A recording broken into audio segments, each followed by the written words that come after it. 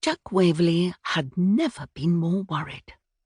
He thought he'd seen everything during his time in the Navy, but what was going on now was worse than any hidden enemy he'd tried to fight before. As Chief of Security on board the Coral Queen, it was his job to investigate crime. It was also his duty to head up the investigation team whenever accidents or incidents occurred involving the safety of passengers or crew. Recently, there had been an above-average number of accidents, and it was rising along with his blood pressure. The first few incidents had been easy to attribute to the cruise line employing new staff, unfamiliar with the ship's rigorous safety checks and drills. It was only after his annoying counterpart, Imelda Cruz, who oversaw health and safety, had raised her concerns, that he became more troubled. A week before, she had marched into his office without knocking, something he hated about her. "Have you seen these?" She had dropped a heavy pile of reports on his desk for effect. He'd stared at the Hispanic woman's fierce face. Even the prim way she wore her uniform and tied her hair back in a crisp ponytail suggested there were no grey areas where she, and, more importantly, health and safety were concerned.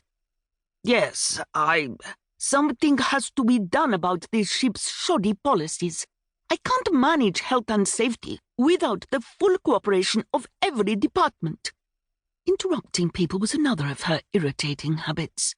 Without pausing for breath, Imelda had almost gleefully, if she were given to glee, which he doubted, continued, her tone sensorial.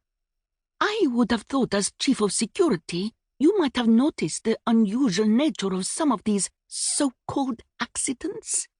I want it on record that if ship procedures aren't tightened, we could have a death on our hands. You'll be hearing more from me on this matter." Without allowing him to speak, she had tapped the pile of reports like he imagined an arrogant dictator such as Mussolini would have done. "Read," she had commanded. "Now, just a minute." But Imelda Cruz had disappeared as swiftly as she had arrived, leaving him feeling like he had come away from the headmistress's office, except it had been his office. The health and safety chief was good at her job, but why did she have to be so condescending to him and every other department's head? She was well known for parading around the ship nitpicking. Most heads of department disappeared if they saw her coming. Until that point, Waverley had managed to steer clear of any direct accusation from her of incompetence on his team's part. Imelda had been true to her word. Later that same day, both Waverley and the captain had received a 300-page report detailing health and safety recommendations.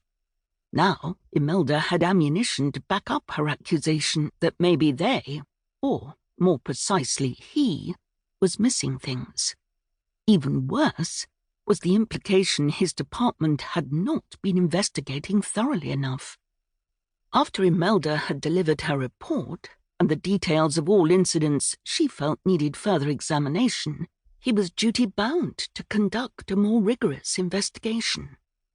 The most annoying part was the blasted woman was most probably right. Waverley was convinced that whoever was responsible for the recent untoward events was doing it deliberately. At around the same time as the first incident, he had started receiving threatening postcards, all postmarked Rome. One threat alongside the accidents he would have believed was coincidence, but now he wasn't so sure. Whoever was behind the odd mishaps appeared to want to ramp up their game of cat and mouse.